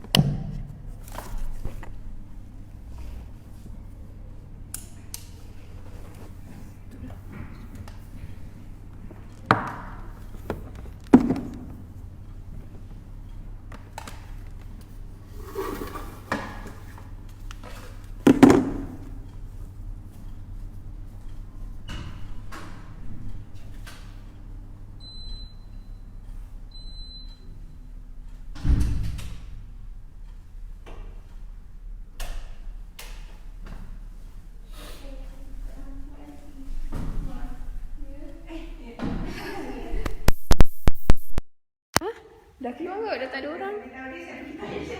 Oh.